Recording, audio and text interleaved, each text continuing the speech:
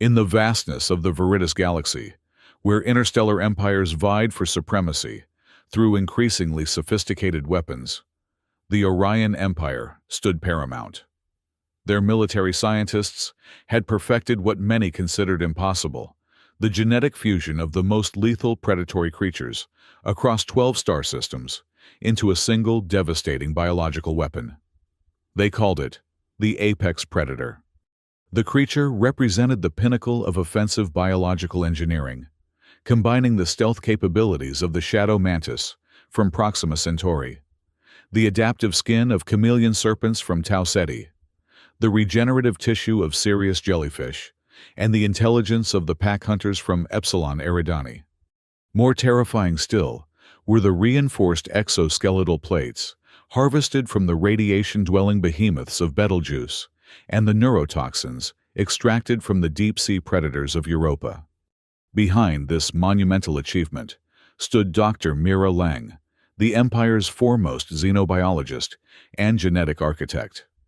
At 42, she had dedicated her life to pushing the boundaries of interspecies genetic compatibility, earning her the Empire's highest scientific honors and the respect of military leaders across Orion territory. It was late evening on Archon IV, the heavily fortified moon that housed the Empire's most classified biological research facility. The sterile white corridors illuminated by blue-tinted lights created an atmosphere of clinical precision, exactly how Mira preferred her working environment. Sequencing complete for the 53rd neural pathway. Mira announced, her voice steady, despite 18 hours of continuous work. She brushed aside a strand of silver-streaked black hair, her eyes fixed on the holographic display, showing the creature's latest brain activity patterns. Across the laboratory, her assistant nodded in acknowledgement. That's the final connection point, Dr. Lang. Apex is now fully integrated at the neural level. Mira allowed herself a rare smile. 7 years of failures, dead specimens, and criticism from the scientific community had culminated in this moment. Behind the transparent neutronium containment field, suspended in a nutrient-rich solution, floated what appeared to be a sleeping nightmare, roughly humanoid in shape, but with elongated limbs ending in retractable talons, a spinal column that extended into a prehensile tail and skin that shifted colors even in its dormant state. "It's beautiful," she whispered, more to herself than anyone else. "Dr. Lang," called a deep voice from the laboratory entrance. "The High Command requests your progress report." Mira turned to see her husband, Colonel Hars Lang, standing tall in his midnight blue military uniform, adorned with the insignia of the Orion Special Containment Division. His presence always commanded attention, broad-shouldered with keen gray eyes that missed nothing, the perfect military counterpart to her scientific precision. "Tell them Apex is ready for the final consciousness activation sequence," she replied. "We can proceed with the awareness trials tomorrow, after the neural pathways have fully stabilized." Hars nodded, but his expression remained troubled. "Are you certain the behavioral constraints will hold?" "The High Command is particularly concerned about the creature's potential for independent thought." Mira approached her husband, lowering her voice. "The inhibitor genes are woven through every cognitive pathway. It can't disobey a direct neural command from the control interface." She gestured to the neural headset resting on her workstation. "I've personally tested every override protocol." "And what about Anya? Have you told her you'll be home tonight?" Hars asked, his official tone softening. Mira's expression changed at the mention of their daughter. Amidst the clinical pride of her scientific accomplishment, a wave of guilt washed over her. She had promised their 8-year-old daughter she would be home for her school presentation 3 days ago. "I'll make it up to her," Mira said, glancing at the time display. "The neural stabilization process is automated now. I can review the data remotely." "She misses you," Hars said simply. "She's been working on a new drawing of what she thinks your special project looks like. It involves a lot of purple tentacles and friendly eyes." Despite her exhaustion, Mira laughed. "Well, she got the tentacles part right at least." As they prepared to leave the laboratory, Mira cast one final glance at the floating creature. In its dormant state, with colors shifting gently across its epidermis like auroras, it seemed almost peaceful. It was hard to imagine that within that form rested the capacity to devastate entire planetary defense systems, the ultimate weapon in the Orion arsenal, against rival empires in their ongoing Cold War. "Come," Hars said, placing a hand on her shoulder. "You've created the greatest biological achievement in Empire history. Now come be a mother for a few hours." The residential section of Archon 4 was designed to mimic Earth environments, as much as possible regulated atmospheric conditions, artificial sunlight cycles, and even small garden spaces for the families of high-ranking scientists and military personnel. The Lang family occupied one of the premium units, a 3-bedroom apartment, with a view of the engineered forest dome that served as the moon base's recreational area. As the door slid open, a blur of motion and excited squealing heralded Anya's welcome. The child launched herself into Mira's arms with practiced precision. "Mommy, you came back. Did your monsters eat today? Are they growing big and strong?" Anya's questions tumbled out in rapid succession, her dark eyes, mirrors of Mira's own, wide with curiosity. Mira lifted her daughter, marveling at how much heavier she seemed compared to just weeks ago. Had it been that long since she'd held her? "They're not monsters, sweetheart. They're highly advanced biological entities." "That's just scientist talk for cool monsters," Anya declared, with the certainty only an 8-year-old could muster. She wriggled free from Mira's embrace and ran to her room, calling over her shoulder, "Wait here. I made something for you." Hars moved to the kitchen area, preparing a simple meal. "She's been saving it for when you finally came home. Wouldn't even let me see it." Mira sank onto the couch, suddenly aware of the bone-deep fatigue that accompanied prolonged laboratory work. "The final activation sequence is tomorrow. After that, it's just observation and military integration protocols. I'll have more regular hours soon." Hars raised an eyebrow but said nothing. They both knew that in the 17 years they'd been married, Mira had never truly stepped back from her work, not even during her pregnancy with Anya. Science was her calling, her purpose, the Empire's biological research program, her life's mission. "Here," Anya returned, clutching a hand-drawn picture. "This is what I think your work friends look like." Mira accepted the drawing, and her breath caught slightly. With a child's intuition, Anya had created something eerily reminiscent of the apex predator, a creature with multiple limbs, and what appeared to be changing skin, rendered in different colored pencils overlapping. But where the real apex was designed with terror in mind, Anya had given her version enormous friendly eyes, and what appeared to be a smiling mouth. "It's wonderful, sweetheart," Mira said, genuinely touched. "You have quite an imagination." "I named him Blue-Green because his favorite colors to be are blue and green," Anya explained seriously. "Does your real monster have a name?" Before Mira could correct her daughter's terminology again, an alert chimed from both her and Hars' communication devices, the distinctive 3-tone sequence that indicated a high-priority security notification. Hars checked his device first, his expression instantly hardening into military focus. "Containment breach in Laboratory Complex B. Automated systems reporting anomalous activity in the Apex holding chamber." Ice flooded Mira's veins.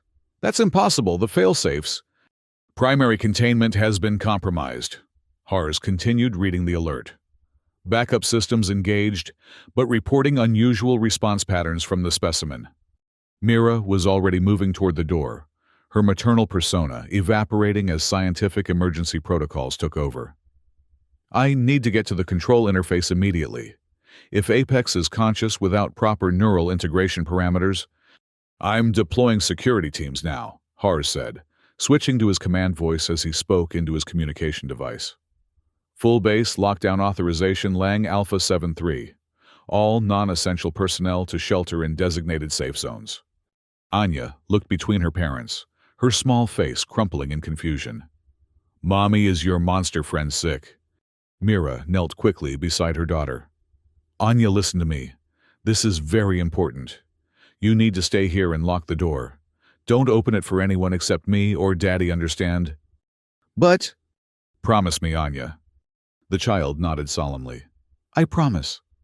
With a final glance at her daughter's worried face, Mira followed Hars into the corridor, where emergency lights had already begun pulsing in a rhythmic red pattern. The base alert system announced in its artificially calm voice, "Attention all personnel. Security Protocol Crimson has been activated. This is not a drill. Proceed to designated containment areas immediately." As the residential section door sealed behind them, neither Mira nor Hars noticed the small drawing of blue-green flutter to the floor, nor the thoughtful expression that crossed Anya's face as she looked at her parents' retreating forms. The laboratory complex was in chaos when they arrived. Security personnel in powered exoskeletons swarmed the corridors, establishing defensive perimeters at key junctions. Scientists and technical staff hurried in the opposite direction, their faces masks of confusion and fear. Mira pushed through toward the main control room, Hars at her side, barking orders into his communicator. I want full-spectrum dampening fields at every access point. Authorized lethal force for any containment team encountering the specimen. The central monitoring station of Laboratory Complex B was designed as the nerve center for all containment operations. A semicircular array of holographic displays surrounded a raised platform where the duty officer normally monitored routine processes. Now, the room teemed with emergency personnel voices overlapping in controlled urgency. Security Chief Thorne, a veteran of 3 interstellar conflicts, approached as soon as they entered. Colonel Dr. Lang, the situation is deteriorating. Primary containment was breached approximately 17 minutes ago. The nutrient solution drained unexpectedly, and the specimen appears to have regained consciousness during the system malfunction. That's not possible, Mira insisted, moving to the central console to access the genetic control interface. Apex is programmed for extended dormancy, without external activation protocols. The main display showed multiple camera feeds from throughout the laboratory complex. 3 showed only static. Another 4 displayed empty corridors with clear signs of damage, torn metal panels, shattered glass, and in one horrifying shot, what appeared to be a security officer's powered exoskeleton torn open like a discarded shell. Where is it now? Hars demanded. Unknown, sir, Chief Thorne replied grimly. It's moving through the ventilation system and secondary maintenance tunnels. Thermal imaging is inconsistent. It appears to be manipulating its body temperature to avoid detection. Mira's fingers flew across the neural interface console. I'm attempting to activate the embedded control protocols, but the signal isn't registering. It's as if the receiver implants have been rejected. She looked up, genuine fear crossing her face for the first time. Apex has developed an immune response to the control technology. How is that possible? Hars asked. You said the control genes were woven into every pathway. They were, Mira whispered. Unless... Her eyes widened with sudden understanding. The rapid regeneration capabilities from the Sirius jellyfish DNA. We knew it would help Apex recover from battlefield damage, but we never considered it might identify the control implants as foreign bodies and develop antibodies. A new alert blared through the facility, and more camera feeds went dark. It's learning, Mira said, the scientist in her momentarily fascinated, despite the danger. It's systematically eliminating our surveillance capabilities. Hars turned to Chief Thorne. Evacuate all civilians to the emergency shuttles. I want combat teams with heavy stun weapons at these junctions. He highlighted points on the facility map. We need to drive it into the secondary containment chamber, where we can deploy the cryogenic lockdown. As the security teams deployed, Mira continued working feverishly at the control console. I can still track its approximate location through the residual neural link. It's moving along the eastern research corridor heading toward... Oh no. What is it? Hars demanded. It's moving toward the residential section, Mira said, her professional demeanor cracking. Hars, Anya. For a brief moment, the colonel froze, torn between military protocol and parental instinct. Then decision crystallized in his eyes. I'll take a team and secure our daughter. You focus on finding a way to regain control or neutralize Apex. The original neural headset might still work at close range, Mira said, grabbing the specialized equipment from its storage case. Its organic components should have a stronger connection than the remote system.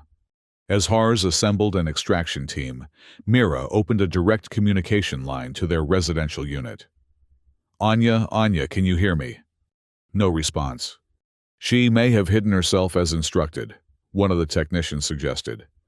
Mira tried again, fighting to keep panic from her voice. Anya Lang, this is your mother. Please respond immediately. The silence from the other end of the communication line seemed to stretch into infinity. Then the facility's public address system activated with a base-wide announcement. Attention all personnel. Emergency protocols have detected unauthorized access to Science Wing Access Tunnel 7B. Automatic lockdown initiated. Mira's blood turned to ice water in her veins. Access Tunnel 7B was a maintenance corridor that connected the residential section to the laboratory complex, specifically designed for scientific staff who needed to move quickly between work and home during emergencies. With trembling fingers, she accessed the security camera for that tunnel. The feed was intact, showing the narrow passageway illuminated by emergency lighting. Moving slowly but determinedly through the corridor was a small figure in bright yellow pajamas, clutching what appeared to be a stuffed animal. Anya, Mira, breathed horror and disbelief warring in her voice. What are you doing? She activated the tunnel's communication system. Anya Lang, stop where you are immediately. Turn around and go back to our quarters right now. On the screen, the child paused, looking around for the source of her mother's voice. Mommy, are you okay? You forgot your dinner and you didn't eat all day.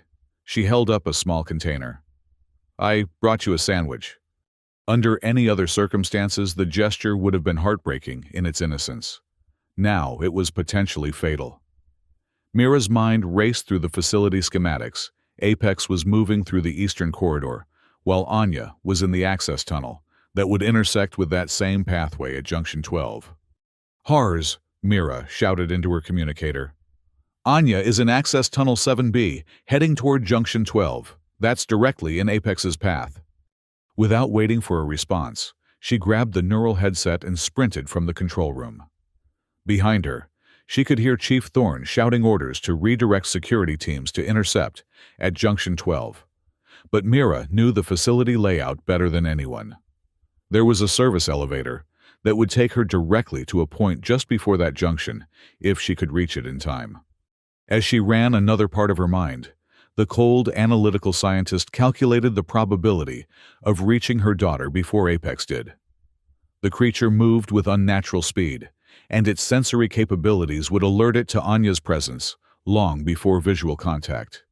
If it operated on pure predatory instinct as designed, it would be drawn to the child's movement, her warmth, her heartbeat. The service elevator seemed tortuously slow as it descended toward the junction level. Mira clutched the neural headset, running through activation protocols in her mind. Even if she couldn't fully control Apex, perhaps she could distract it long enough for Hars and his team to extract Anya. The elevator doors had barely begun to open when Mira forced herself through the gap, sprinting down the dimly lit maintenance corridor. Junction 12 was just ahead, a four-way intersection where the access tunnel met the main laboratory corridor. She could hear the pounding of boots behind her. Hars and his security team were approaching from another direction. She rounded the final corner and froze. 20 meters ahead, Anya stood in the center of Junction 12, her small form illuminated by the pulsing red emergency lights. The child was looking up at something just out of Mira's view, around the corner of the intersecting corridor. Anya, Mira called softly, afraid that any sudden sound might provoke what she knew must be there. Sweetheart, I need you to walk very slowly toward me. Anya turned, her face lighting up at the sight of her mother. Mommy, I found your monster friend. He looks just like my drawing. And then it moved into view. Apex unfolded its form from the shadows, with fluid grace, standing nearly 3 meters tall when fully erect.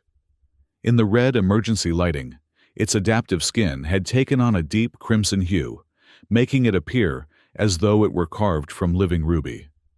Multiple limbs extended from its torso, some recognizably arm-like others, more tentacular in nature. Its head, if it could be called that, was a smooth dome without visible eyes, though Mira knew it perceived its environment through sensory organs distributed throughout its body. It moved with deliberate slowness, circling Anya like a predator, assessing potential prey. The child incredibly showed no fear.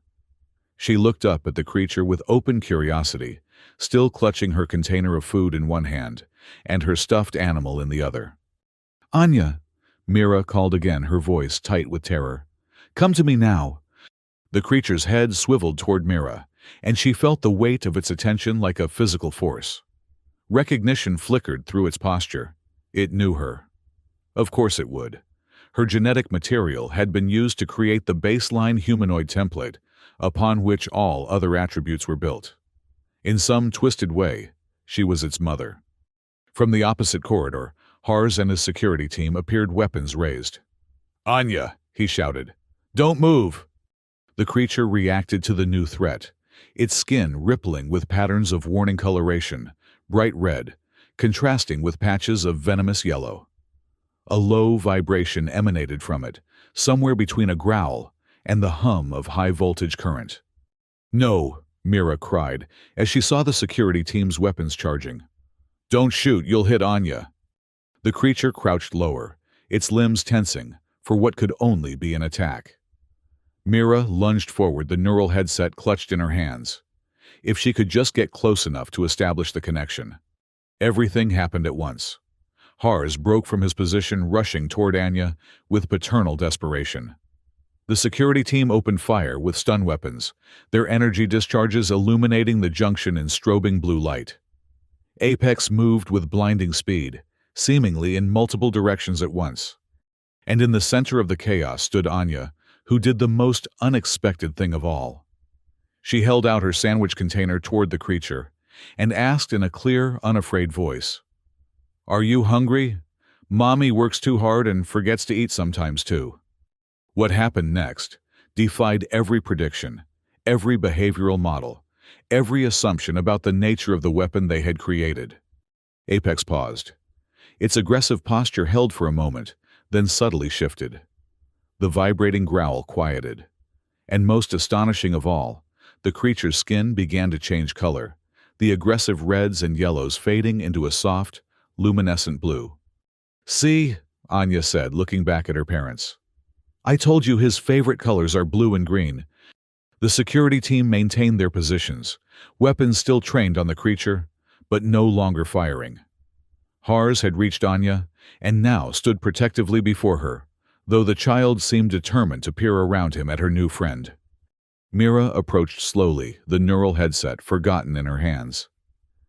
"This is impossible," she whispered. "The aggression responses are hardwired. It shouldn't be capable of whatever this is." Apex extended one of its more delicate appendages toward Anya, stopping just short of touching her.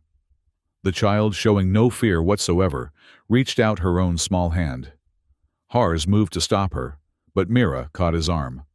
"Wait," she said, her scientific curiosity awakening, despite the danger. "Look at its epidermal patterns." The creature's skin was now pulsing with complex patterns of blue and green light, nothing like the threat displays it had exhibited moments before. These patterns moved in rhythmic waves, almost like communication, Mira breathed. "It's trying to communicate." Anya giggled suddenly.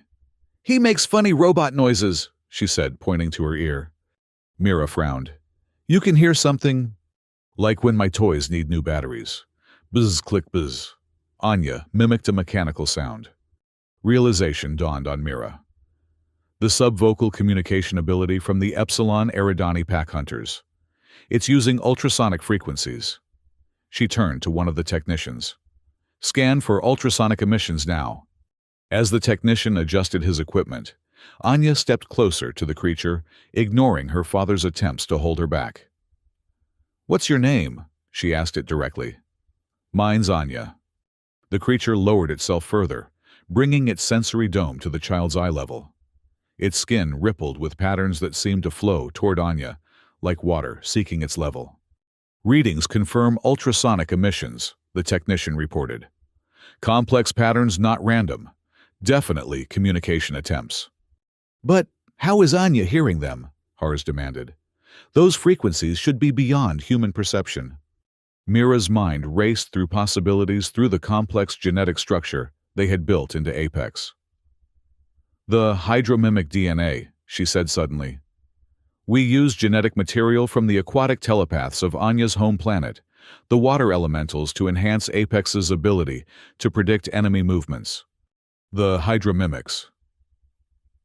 Hars asked, confusion evident. But that was a minor component used only to amplify the neural plasticity. Yes, but native populations on that planet evolved alongside the hydromimics for thousands of years. Mira continued, excitement building as the scientific puzzle assembled itself in her mind. Some humans from that region developed a symbiotic relationship with them, including the ability to perceive their communication frequencies. And Anya was born there, Hars realized, before we were stationed on Archon. As they watched in amazement, Anya reached out and finally made contact with one of Apex's appendages. The creature's skin rippled at the touch colors, shifting through shades of blue and green in accelerating patterns. He says he's not a monster, Anya announced with childish certainty. He says he's scared and confused and wants to go home. Mira approached cautiously, scientific wonder, overwhelming fear. Anya, how do you know what he's saying? The child shrugged. I can hear him in my head, like when the water jellies would talk to us at the beach back home. It was unprecedented, a genetic weapon designed for destruction, establishing communication with a human child.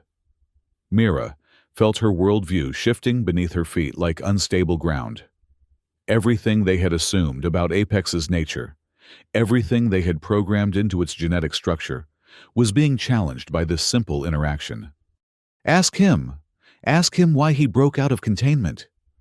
Mira suggested, her voice barely above a whisper. Anya tilted her head, as if listening to something only she could hear. He says the water was hurting him. It had bad medicine in it that made his thoughts all cloudy and angry. She looked up at Mira with sudden gravity. Did you give him bad medicine, Mommy? The neural suppressants. Of course. The nutrient solution had been infused with compounds designed to limit higher cognitive functions, to make Apex controllable. But instead of creating docility, they had apparently caused pain and confusion. We didn't know, Mira said, addressing both her daughter and the creature. We didn't understand. Security Chief Thorne had approached cautiously during this exchange. Dr. Lang, with all due respect, this doesn't change the situation. Apex is an experimental weapons platform that has breached containment. Standard protocol demands immediate neutralization. Before Mira could respond, Anya stepped protectively in front of the creature. His name is not Apex, that's a stupid name. His name is Blue-Green, like in my drawing. The absurdity of the situation, a military-grade biological weapon being renamed by an 8-year-old girl, might have been comical under different circumstances. But as Mira observed the creature's continued non-aggressive behavior, a revolutionary idea began forming in her mind. Chief Thorne, she said slowly, what we're witnessing could represent a breakthrough more significant than the weapon itself. If Blue-Green is capable of this level of communication and emotional response, it means we've inadvertently created something far beyond our original parameters. All the more reason to terminate it, Thorne insisted. The strategic implications are exactly why we need to study this further. Hars interrupted, surprising Mira. Her husband had always been the voice of military pragmatism between them. If we can understand how this communication is happening, it could revolutionize our approach to interspecies relations across the Empire. Mira nodded gratefully at her husband before turning back to Thorne. I'm implementing Science Directive Override Alpha, As chief researcher, I'm assuming full responsibility for the specimen and ordering it returned to containment for further study not as a weapon, but as a new form of intelligent life. Thorne's face darkened, but military protocol was clear. In matters related to scientific discovery, the chief researcher's authority superseded standard military procedure. I'll need to report this to High Command immediately. Of course, Mira agreed. But first we need to move the specimen to the secondary containment area, without the neural suppressants this time. As the security teams began preparing for the delicate operation of relocating the creature, Mira knelt beside her daughter. Anya, you did something amazing today. But it was also very dangerous. You must promise me you'll never disobey safety protocols again. The child nodded solemnly, though her eyes still shone with excitement. Can I visit Blue-Green again? He likes my drawings. Mira exchanged a glance with Hars, who gave a slight nod. We'll see, she told her daughter. First, we need to make sure everyone is safe. As they watched the creature being carefully escorted to its new containment area, moving cooperatively, without restraints, its skin still rippling with patterns of blue and green light. Mira felt a profound shift in her understanding of what they had created. What had begun as the ultimate weapon had revealed itself to be something far more complex, far more miraculous. And it had taken the innocence of a child to see it. In the days that followed, the research facility on Archon 4 underwent a dramatic transformation. The military security presence remained high, but the focus of operations shifted from weapons development to what Mira now termed interspecies communication research. Temporary containment for Blue-Green, the name had stuck much to the chagrin of military personnel, was established in a modified hydroponics bay, a space large enough for the creature to move freely, with transparent walls that allowed for observation without the sense of imprisonment that had apparently distressed it previously. Mira worked tirelessly to understand what had happened. Blood samples from both Anya and Blue-Green revealed the scientific basis for their unexpected connection. The hydromimic DNA sequences used in Blue-Green's creation resonated on a cellular level with trace genetic markers present in populations from Anya's homeworld, including Anya herself. It's a form of biological quantum entanglement, Mira explained to the assembled research team 3 days after the incident. The hydromimic species evolved a method of neural synchronization that operates on quantum principles rather than conventional electrochemical signals. When we incorporated that DNA into Apex into Blue-Green, we inadvertently created a being capable of forming these quantum neural links. And Anya can establish this link because of her genetic heritage, asked one of the xenobiologists. Mira nodded. Precisely. Generations of her ancestors lived in symbiosis, with hydromimics leading to adaptive genetic changes. It's rare even among people from her homeworld, but in Anya, the capability is exceptionally strong. Across the laboratory, through the transparent containment walls, they could see Anya sitting cross-legged on the floor, apparently engaged in animated conversation with Blue-Green. Though no words were audible, the creature's skin rippled with complex patterns of light that suggested deep communication. Is it safe? Asked another researcher, watching the interaction with visible concern. The creature was designed as a weapon. Its fundamental nature is what we're discovering now, Mira interrupted firmly. The aggression responses we observed initially were reactions to the neural suppressants and the stress of captivity, not inherent behavioral patterns. Not everyone was convinced by this explanation. Empire High Command had dispatched Admiral Vexton, a stern veteran of the Orion Centauri conflicts, to assess the situation personally. His presence cast a shadow over the research facility, a reminder that military interests ultimately outweighed scientific discovery in the Empire's priorities. Dr. Lang, the Admiral, addressed Mira during one observation session. While this communication ability is certainly fascinating, it doesn't negate the creature's potential as a strategic asset. Its physical capabilities alone make it the most formidable biological weapon ever developed. Mira chose her words carefully.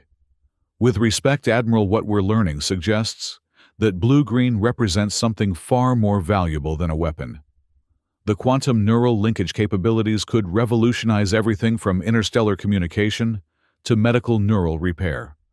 The Centauri Alliance won't wait while we explore the philosophical implications of your discovery, Vexton countered.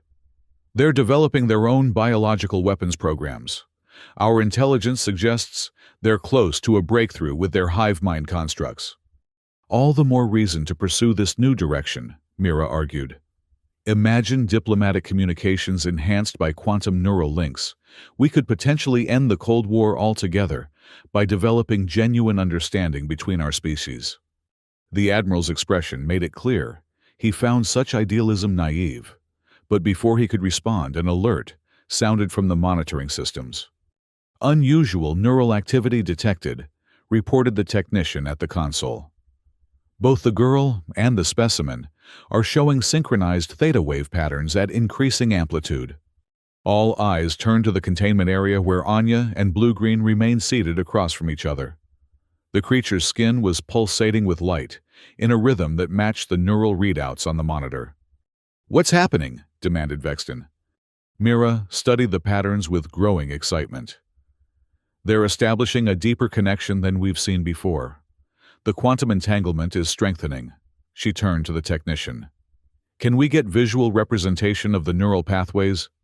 A three-dimensional hologram appeared above the central console, showing two distinct neural networks, one human-sized, one larger and more complex, with threads of light representing connections forming between them. "It's beautiful," whispered one of the researchers. Admiral Vexton was less impressed. "It's concerning is what it is. That creature was designed with the combined predatory instincts of a dozen lethal species. What happens if it decides to use this connection to influence the child? Or worse?" His words cast a pall over the observation team.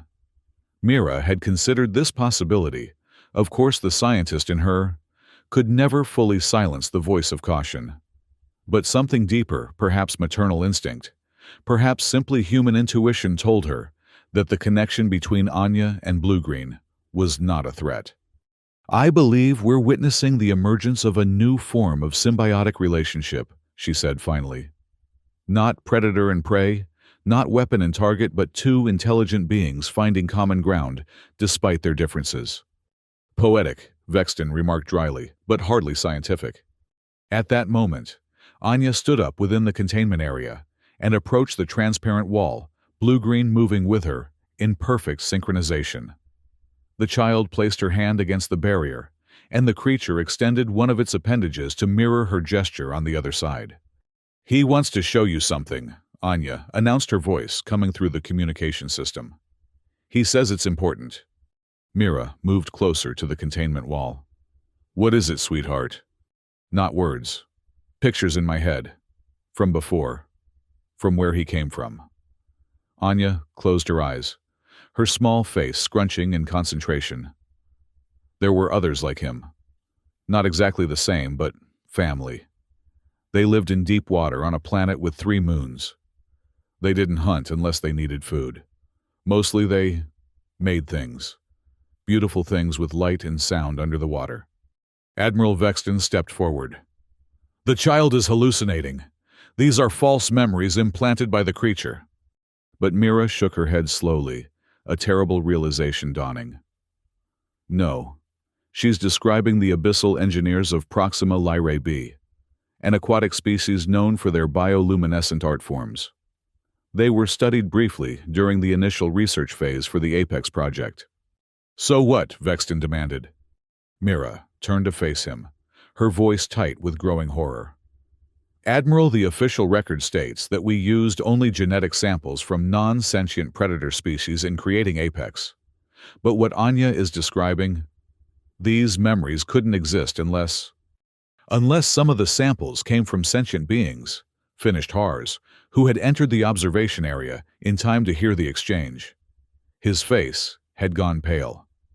"Who authorized that?" Admiral Vexton's expression remained impassive, but a subtle tightening around his eyes betrayed him.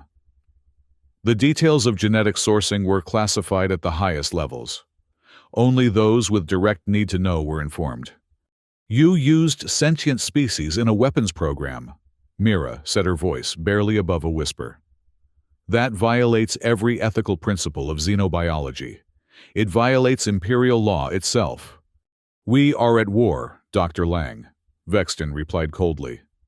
"Perhaps not in open conflict, but the Centauri Alliance would obliterate our colonies without hesitation if they gained tactical advantage.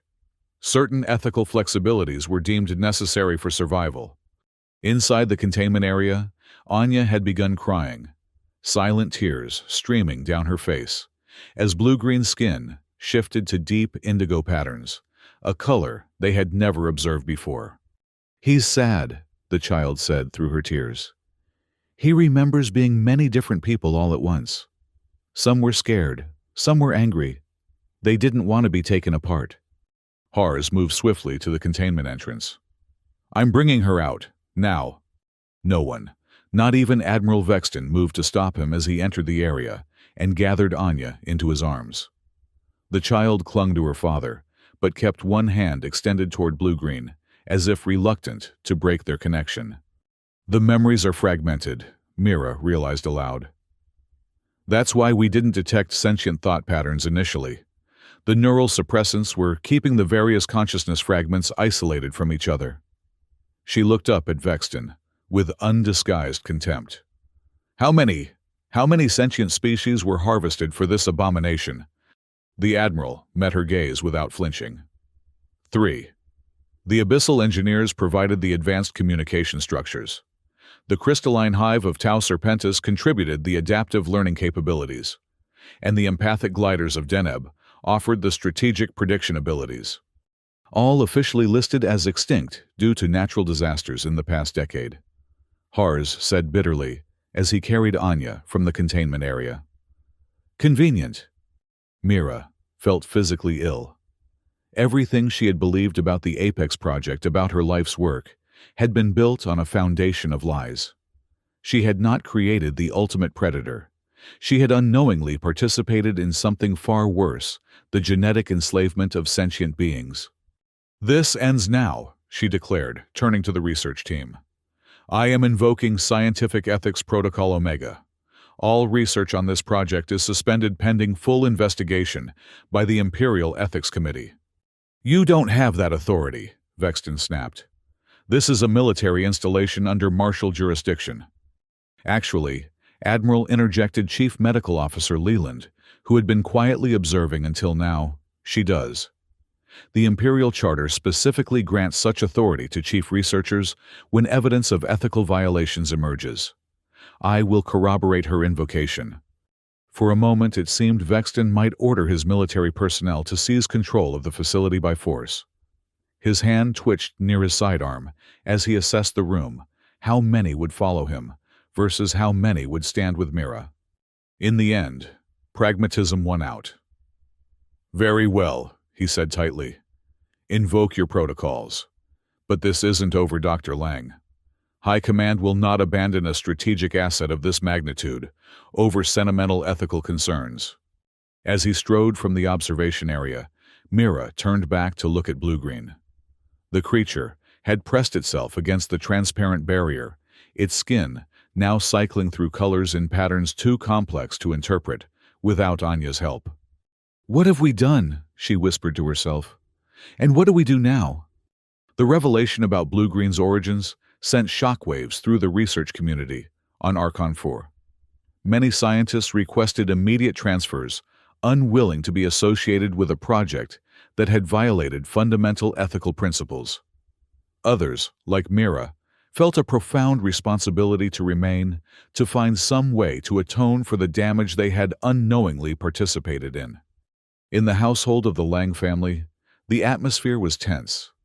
Anya had developed nightmares, waking screaming about being taken apart and losing herself in the dark. The child's connection with blue-green had exposed her to traumatic memories that no 8-year-old should have to process. "She needs specialized psychological care," Hars insisted, as they sat in their living quarters late, one night a week after the revelation. Preferably off-station. My sister on Earth could take her in temporarily. Mira, knotted exhaustion etched in the lines of her face. She had barely slept since discovering the truth. You're right. But will she agree to leave? She feels responsible for Blue-Green now. She's a child, Mira. We make this decision for her welfare, not based on her attachment to a... He trailed off, unable to find an appropriate word for what Blue-Green was. A victim, Mira supplied quietly. Just like Anya has become. She rubbed her temples, fighting back tears of frustration and guilt. I should have questioned more, looked deeper into the genetic sourcing. How could I have been so blind? Hars reached across the table, taking her hand. We all failed. I never questioned the military objectives, never asked where the samples were coming from. We're all complicit. A soft sound from the doorway made them both look up. Anya stood there in her pajamas, her stuffed animal clutched tightly against her chest. Blue-Green is calling me, she said simply. He has an idea. Mira and Hars exchanged worried glances. Sweetheart, you shouldn't be able to hear him from this distance, Mira said gently. The quantum neural link doesn't work through so many barriers. It's getting stronger, Anya insisted. He says he knows how to fix what's broken.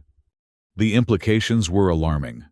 If the quantum entanglement between Anya and Blue-Green was strengthening to the point where distance and physical barriers no longer limited it, the connection might be growing beyond anyone's ability to control, perhaps even becoming permanent. What does he want to fix? Hars asked, his voice carefully neutral, despite his concern. Himself. The other people inside him. They're all mixed up and scared. Anya's small face was solemn, with a gravity that seemed out of place on a child. He says Dr. Mommy can help if she's brave enough. Mira felt a chill run through her. Anya, this is very important. Does Blue-Green want to hurt anyone? The child looked genuinely shocked at the question. No, he doesn't want to hurt anybody ever. That's why the bad medicine made him so sad and angry. It made him think about hurting. She paused, tilting her head as if listening. He says he was made wrong, but he doesn't have to stay wrong. By morning, Mira had made her decision. Using her authority as chief researcher, she arranged for a special session with Blue-Green, not through the standard observation protocols, but a direct interaction within the containment area itself. Hars objected strenuously, but eventually relented when Mira pointed out that understanding the full extent of the quantum neural link was necessary for Anya's safety. If this connection is permanent, we need to know exactly what we're dealing with, she argued. And if there's any chance to undo the damage that's been done to Blue-Green and to Anya, we have to try. The containment area had been reconfigured based on information gleaned from Anya about the natural environment of the abyssal engineers. The sterile white surfaces had been replaced with softly curved contours in shades of blue and green. A shallow pool of salt water now occupied the center of the space, with banks of specialized lighting that could shift through the spectrum from infrared to ultraviolet. Blue-Green was submerged in the pool when Mira entered only the upper portion of its sensory dome, visible above the water. As the door sealed behind her, the creature emerged partially, its skin shifting to the now familiar patterns of blue and green luminescence that had inspired its name. Hello, Blue-Green, Mira said, feeling somewhat foolish, speaking aloud to a being that communicated through quantum neural links and ultrasonic frequencies. I'm not sure if you can understand me without Anya to translate. To her surprise, a holographic display on the wall activated, showing scrolling text. I understand. Learning your language patterns through AnyaLink. Mira stared at the display, then back at the creature. You can interface with our technology now. Neural patterns compatible with system architecture, inefficient but functional. This was unprecedented. Blue-Green was demonstrating capabilities far beyond the original design parameters, adapting learning, evolving in ways no one had predicted. Anya says you have an idea about how to fix what's broken, Mira said cautiously. The creature fully emerged from the water, now moving with fluid grace to position itself closer to Mira. Its skin patterns shifted to more complex arrangements, pulsing in sequences that seemed almost like mathematical equations. Genetic reconfiguration possible. Consciousness fragments can be separated, restored. Mira frowned, trying to understand. You want to undo your own creation? To separate the genetic material back into its original species? Not precisely. Impossible to fully reverse integration. But conscious patterns can be isolated and preserved in new forms. The implication slowly dawned on Mira. You're suggesting we extract the consciousness fragments from your integrated form and transfer them to new hosts. Synthetic biological vessels, using original genetic templates without predatory components. It was a breathtaking proposition. Essentially, Blue-Green was suggesting they create specialized clones for each of the sentient consciousness fragments, trapped within its integrated form, giving each one a chance at independent existence again, free from the weaponized elements that had been forced upon them.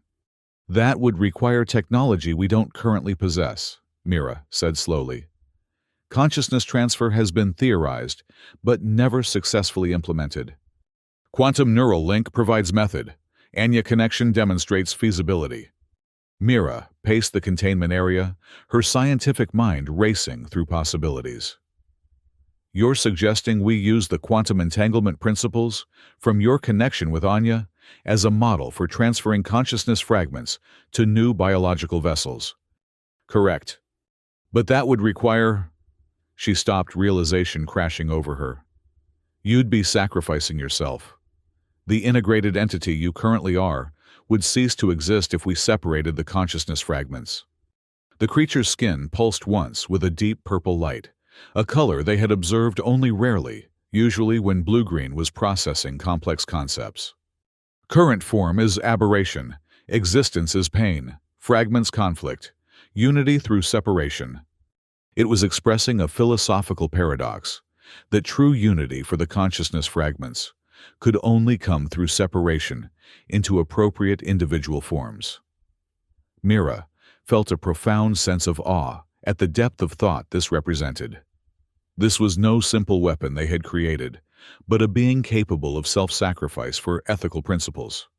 I'll need to consult with specialists in quantum neurology and ethical xenobiology, she said finally. What you're proposing goes beyond anything we've attempted before. Time limited. Fragment degradation progressing. Estimate 19 standard cycles before irreversible. 19 days, Mira translated aloud. Before the consciousness fragments begin to degrade permanently, she nodded firmly. I understand the urgency. I'll begin assembling a research team immediately. As she turned to leave, a final message appeared on the display. Anya child must be protected. Link causing neural strain. Mira froze. What do you mean, is the connection harming her? Developing mind not structured for multiple consciousness exposure. Fragments, leaking through link. Separation will protect Anya child. The nightmares. The memories that weren't hers. Anya wasn't just communicating with Blue-Green, she was inadvertently absorbing fragments of the trapped consciousnesses within it. The revelation sent ice through Mira's veins. Her daughter's mind was being influenced by alien thought patterns, memory fragments from species whose neural architecture was fundamentally different from human cognition. We'll proceed as quickly as possible, Mira promised, her maternal and scientific concerns now perfectly aligned. I'll do everything in my power to help you and to protect my daughter. The containment area door opened to admit her exit, but Mira paused on the threshold, looking back at the remarkable being they had created through such ethically questionable means. Thank you, she said softly, for showing us a better path than the one we were on. Blue-Green's skin rippled one final time with a pattern of gentle blue light that somehow conveyed acknowledgement without words. The following days were a whirlwind of activity. Mira invoked emergency research protocols to assemble a specialized team from across the Empire, experts in quantum neurology, synthetic biology, consciousness theory, and ethical xenogenetics. Many came out of scientific curiosity. Others were drawn by the chance to right a profound wrong committed in the name of military advancement. Admiral Vexton and his supporters on the High Command attempted to block the initiative, arguing that the asset was Empire property and could not be dismantled without military authorization. But the ethical violations had created a political firestorm that reached the highest levels of imperial governance. Ultimately, the emperor himself issued a decree the research would proceed under civilian scientific jurisdiction with full transparency and ethical oversight. Anya's condition, meanwhile, continued to deteriorate.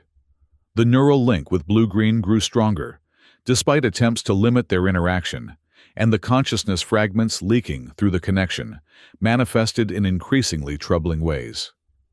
She began speaking in languages she couldn't possibly know, displaying knowledge of mathematical principles, far beyond an 8-year-old's comprehension, and sometimes failing to recognize her own parents for brief, terrifying moments. "It's as if her sense of self is being diluted," explained Dr. Sarin, the quantum neurologist, who had been monitoring her condition. The quantum entanglement is creating a two-way exchange. Not only is she receiving impressions from the consciousness fragments within blue-green, but aspects of her own consciousness are being drawn into the link. "Can you sever the connection?" Hars demanded, his military composure cracking under the strain of watching his daughter's identity slowly fragment. Saran shook her head. "Conventional methods of neural isolation have proven ineffective. The quantum nature of the link exists partially outside normal space-time parameters. It's not a connection we can simply turn off." "Then our only option is to proceed with blue-green's proposal," Mira concluded grimly. "By separating the consciousness fragments into new vessels, we should be able to dissolve the quantum entanglement naturally." The technological challenges were immense. Creating suitable biological vessels required synthesizing genetic material based on the original species, without the predatory modifications that had been introduced in the Apex project. The consciousness transfer mechanism needed to leverage the quantum principles of the neural link without causing further harm to either blue-green or the fragments themselves. Most challenging of all was the ethical framework. How could they ensure that the new beings they created would have rights, protection, and the opportunity to develop their own identities? Would they remember their original lives before being harvested for the Apex project? Would they bear trauma from their time as integrated components of a weapon? 17 days after blue-green's proposal, with only 2 days remaining before the predicted point of irreversible consciousness degradation, the team was ready to attempt the procedure. 3 synthetic biological vessels floated in specialized containment units, each designed to approximate the original form of one of the sentient species, whose genetic material had been harvested. The first resembled a luminescent jellyfish-like creature, its translucent tissues pulsing with inner light, the vessel for the abyssal engineer consciousness. The second was a crystalline entity, with a faceted exterior that refracted light in complex patterns, designed for the crystalline hive consciousness. The third was an ethereal cloud-like form, contained within an electromagnetic field, the vessel for the empathic glider consciousness. Anya had insisted on being present for the procedure, despite her parents' concerns. "I have to say goodbye," she explained, with that uncanny maturity that had become increasingly common as the consciousness fragments influenced her. "They're my friends too now." The medical team had sedated her lightly enough to prevent any dangerous neural spikes during the procedure, but allowing her to remain conscious and maintain the quantum link that would serve as the transfer conduit. Blue-green was positioned in the center of the laboratory, surrounded by a complex array of quantum field generators and neural monitoring equipment. Its skin cycled through colors rapidly, a visual representation of the consciousness fragments shifting within its integrated form. "We're ready to begin the separation sequence," announced Dr. Sarin. "Quantum field stabilization at optimal levels. Neural pathways mapped and targeted." Mira stood beside her daughter, holding her hand. Hars positioned himself protectively on Anya's other side. The entire research team watched in tense silence as the procedure commenced. The quantum field generators activated, creating a visible distortion in the air around Blue-Green. The creature's form seemed to blur, as if suddenly existing in multiple states simultaneously. Anya gasped, her small hand tightening around Mira's. "I can feel them moving," the child whispered. "They're saying thank you." On the neural monitors, extraordinary patterns began to emerge, 3 distinct consciousness signatures separating from the integrated whole of Blue-Green's neural network.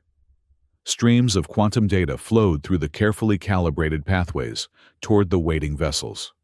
Blue-Green's form began to change as the consciousness fragments separated. Its complex structure simplified the multiple limbs, retracting the sensory dome flattening. The vibrant colors that had characterized its skin faded to a uniform pale blue. "Consciousness transfer at 17% completion," reported one of the technicians. "Quantum coherence maintaining within acceptable parameters." The 3 synthetic vessels began to respond, their forms becoming more animated as they received the consciousness transfers. The jellyfish-like abyssal engineer vessel pulsed with increasingly complex light patterns. The crystalline vessel began emitting subtle harmonic tones. The cloud-like empathic glider vessel swirled with greater purpose and direction. 38%, 42%. The technician continued to report. Suddenly, Anya cried out, doubling over. "It hurts, they're pulling me too!" The monitoring equipment erupted in alarms as Anya's neural readings spiked dangerously. The quantum link, instead of serving as a passive conduit, had begun actively drawing her consciousness into the transfer process. "Shut it down!" Hars shouted, supporting his daughter as she trembled. "We can't interrupt mid-transfer," Dr. Sarin countered urgently. The consciousness fragments would be lost in the quantum field. Mira looked frantically between her daughter and the monitors, her scientific and maternal instincts at war. Then she noticed something strange on Blue-Green's readings. The creature's neural patterns, while simplified from their previous state, were organizing into a new configuration, one that seemed purposeful, rather than degrading. "Look," she pointed to the display. "Blue-Green is creating a neural firewall between Anya and the transfer process. It's protecting her." Indeed, the pain seemed to be subsiding in Anya's expression. "He's helping me," she confirmed, her voice steadier. "He's making a safe path for them to leave without taking me." The transfer continued, now proceeding more smoothly. 67%, 75%. As the consciousness fragments relocated to their new vessels, Blue-Green's form continued to simplify. By the time the transfer reached 90% completion, the once imposing creature had reduced to a much smaller entity, roughly the size of a large dog, with a simplified physiology that bore little resemblance to the weapon they had originally created. "Transfer complete," announced Dr. Sarin finally. "Quantum field stabilization holding. Neural patterns in all 3 vessels show successful integration." The research team broke into spontaneous applause. The ethical nightmare of the Apex project had been transformed into something miraculous, 3 consciousness fragments rescued and given new independent existence. The synthetic vessels were now clearly alive, and aware, each moving in ways characteristic of their original species. Mira's attention, however, remained fixed on what remained of Blue-Green. The creature had settled into its new, simplified form, a quadrupedal entity with smooth blue skin and a single sensory cluster that resembled a face. It moved tentatively, as if testing unfamiliar limbs. "Blue-Green," Anya called, approaching the containment field. "Are you still you?" The creature approached the field from the other side, its movements becoming more confident. A simple vocalization emerged, not the complex ultrasonic frequencies of before, but a sound remarkably like a curious chirp. Dr. Sarin studied the neural readings with fascination. Extraordinary. When the consciousness fragments transferred, they didn't take all of the neural architecture with them. What remains is, well, it's essentially a new being, simplified but intact, with its own distinct consciousness. Is he still dangerous?" Hars asked. No, Mira said with certainty, reviewing the genetic analysis. The predatory components were primarily attached to the consciousness fragments we transferred. What remains is mostly derived from the base template organism, which was actually a non-predatory species from Proxima Centauri, something like an aquatic therapy animal. Anya pressed her hand against the containment field. He's still my friend, just smaller now, and happier. The simplified blue-green chirped again, pressing what appeared to be a sensory appendage against the field where Anya's hand rested. Its skin rippled with a gentle blue glow, a much simpler version of the complex communication patterns it had displayed before, but recognizable as an expression of contentment. In the weeks that followed, the three transferred consciousnesses began the process of adaptation to their new existence. Communication channels were established different for each species, based on their natural methods of interaction. Slowly, their stories emerged tales of their original lives, their capture by imperial forces under the guise of scientific exchange, and their horrific experiences of being dismantled and reconfigured into components of a weapon. The revelations sent shockwaves through the Empire. Public outrage at the ethical violations committed by military leadership led to a comprehensive review of all biological research programs.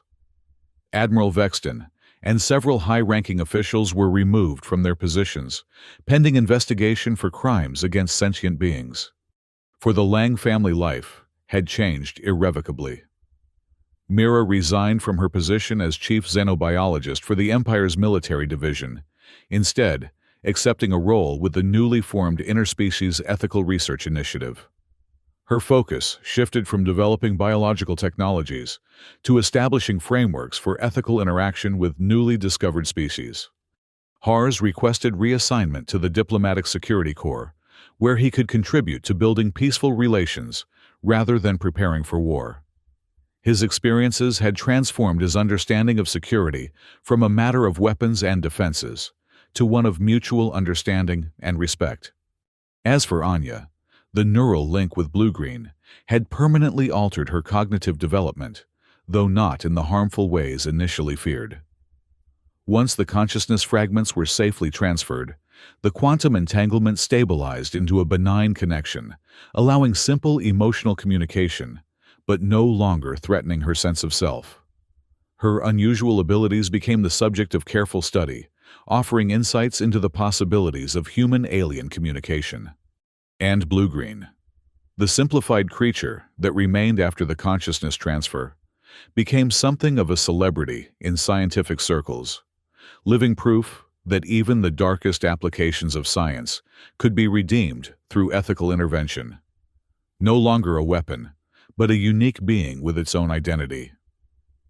Blue-green became the first member of what xenobiologists classified as a new synthetic species. 6 months after the transfer procedure, Mira stood in the observation area of the new Interspecies Research Center on Earth, watching as Anya and blue-green played a simple game of pushball in the specialized habitat designed for their interaction. The once terrifying apex predator, now reduced to a playful quadruped with luminescent blue skin, nudged the large ball toward the delighted child, who pushed it back with peals of laughter. "Still hard to believe that's the same entity we created as the ultimate weapon," remarked Hars, joining his wife at the observation window. Mira shook her head. "It never was a weapon, not really. We tried to force sentient beings into a role that violated their nature. What we're seeing now is closer to what should have been all along." In her private journal that evening, Mira wrote a final entry about the Apex project. "Today marks the official closing of the investigation into the Apex Predator program.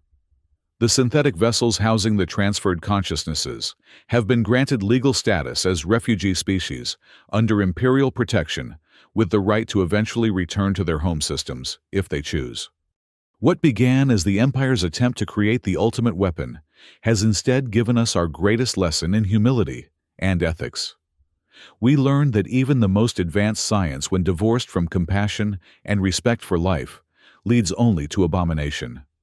And we discovered that sometimes the wisdom we most desperately need comes not from our sophisticated theories and technologies, but from the simple truth spoken by a child that understanding and connection are more powerful than any weapon we could devise. Blue-green in both its original and current form will always remind us of a fundamental truth that what we create ultimately reflects not our technological prowess, but the state of our hearts. And sometimes, only the innocent perspective of a child can help us see when we've lost our way. As for Anya, she continues to insist that blue-green was never a monster, just a collection of lost souls who needed help finding their way home. Perhaps that wisdom, more than any scientific breakthrough, will be the lasting legacy of our work here. Outside the research center, the stars of the Orion Arm shone in the night sky, not as territories to be conquered or defensive perimeters to be established, but as homes to countless forms of life, each with their own consciousness, their own right to exist in peace. And within the specialized habitat, watched over by the most sophisticated monitoring systems, ever developed a little girl and a blue creature that had once been the most terrifying weapon in the galaxy, continued their simple game of pushball. Two friends, finding joy in each other's company across the vast divide of their different origins, a testament to the possibility of connection in even the most unlikely circumstances.